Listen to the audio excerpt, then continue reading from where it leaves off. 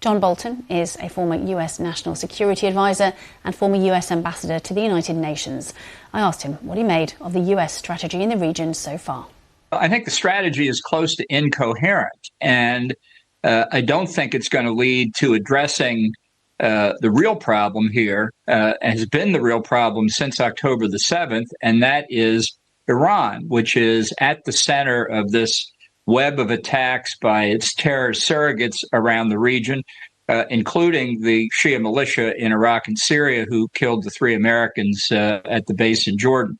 And until the administration acknowledges the reality on the ground, almost by definition, it can't have a strategy that will bring what they say the result they intend is, and it's the right result, which is lasting peace and security in the region. So the Biden administration would say that they're doing all they can to cease hostilities and not escalate hostilities, so taking action against Syria and Iraq and Yemen, but not against Iran directly. What would you advocate? I think that proves the point. The issue here is not the extent of the conflict.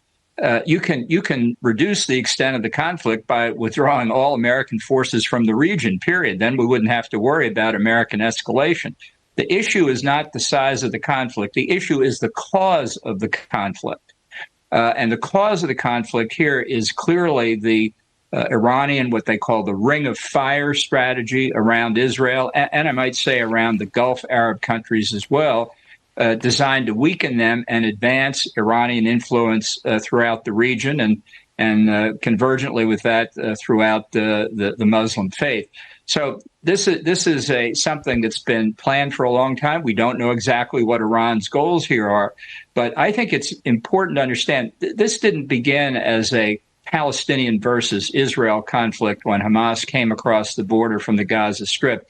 It's not an Arab-Israeli conflict. This is a war launched by Iran against Israel using its terrorist proxies. Presumably the Biden administration, they would be worried about the escalation, that taking on Iran directly is a completely different scenario and potentially much more dangerous scenario. Isn't that what it's trying to avoid? Well, it is trying to avoid it, and it's wrong. I would give you 2 points. First, Iran conducted the escalation against us by killing 3 Americans. So when we respond to that, that's not escalation, that's self-defense and attempting to reestablish deterrence. Through this entire period since October the 7th, Iran has suffered no damage for the work of its terrorist proxies. And until Iran bears costs and appreciates that actions such as it's taken will result in far greater costs being imposed on Iran itself, there will be no deterrence. Second point, if you do believe that Iran is in any way involved in any of this, then you must ask yourself the question, is it better to deal with the Iranian problem now, or do you think their behavior will become better after they get nuclear weapons? So we know Antony Blinken, the Secretary of State, he's landing imminently in Riyadh in Saudi Arabia. He'll also be visiting Israel, Egypt, Qatar and the occupied West Bank. What should or what will his conversations be?